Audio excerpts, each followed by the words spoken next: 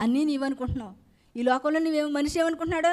అన్నీ నాయే, అన్నీ నాయే, ఈ భూములు నాయి, ఈ పొలాలు నాయి, ఈ డబ్బు నాది, ఈ కారు నాది, ఈ అన్నీ నాయే అనుకుంటున్నాడు.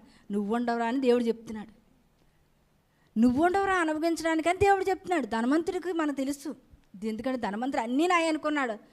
కొట్లు, కొత్త కొట్లు కట్టించుకుని బాగా వేసుకుని ఏమంటున్నాడు? నా ప్రాణమా తిను సంతోషించు సుఖించు అన్నాడు. ఓరి ఎర్రివాడ, రాత్రే ఈ రాత్రే నీ ప్రాణం అడిగితే నీ సంపాదన ఏమవునండి దేవుడు అన్నాడు. అంటే మనిషి ఏమనుకుంటున్నాడు? అసలు తనలో ఉన్న ఆత్మని మనం సంతోషపెట్టాలి. ఆయన జీవాత్ముడు. మనం అప్పుడు జీవింపబడ్డాం. లేకపోతే మనం మట్టి, ఈ మట్టి శరీరంలోకి ఒక జీవాత్మ ఉంది. ఆ జీవాత్మే మనల్ని మాట్లాడింపజేస్తుంది, మనల్ని నడిపేస్తుంది, మనల్ని మనల్ని బలపరుస్తుందంటే కేవలం దేవుని ఆత్మే కదా అనే ఆలోచన ఎవరికి కూడా పట్టలేదండి. కానీ పట్టిన భక్తులు అంటున్నారు. ఇక్కడ యోబు గారు ఏమంటున్నారండి? సర్వశక్తిని ఆత్మ, దేవుని ఆత్మ నన్ను సృజించెను, దేవుని ఆత్మ నన్ను సృజించెను, సర్వశక్తుని యొక్క స్వాస్యము నాకు జీవమిచ్చెను.